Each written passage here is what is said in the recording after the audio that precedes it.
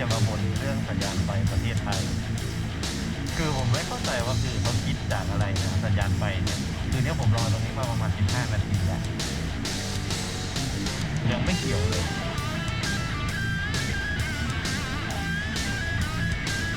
แดดร้อนก็ร้อนวันนี้ไม่มีอะไรครับมาบ่นเฉยๆ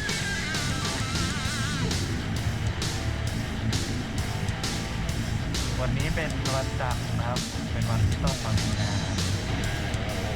ใช้ชีวิตหนุ่มออฟฟิศ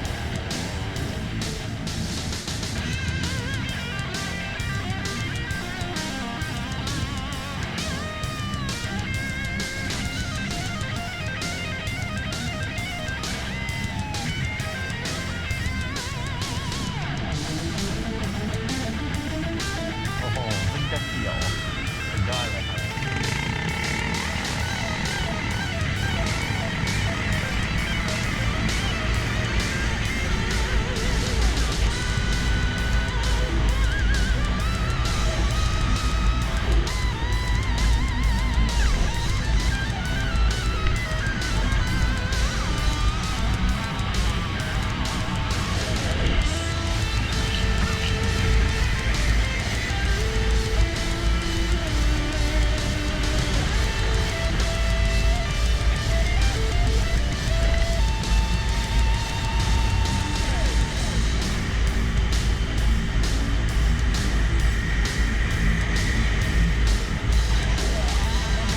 โอ้แต่เมื่อกี้รอนานจริงๆครับผมรอแบบ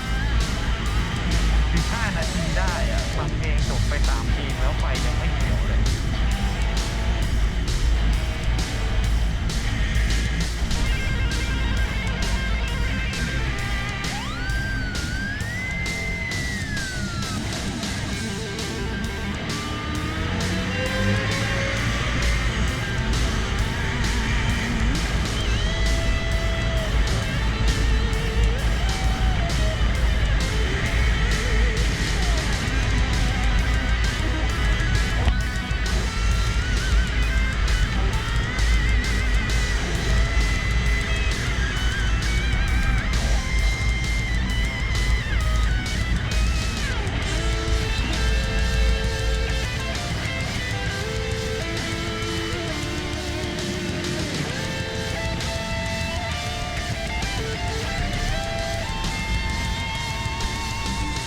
นะครับผม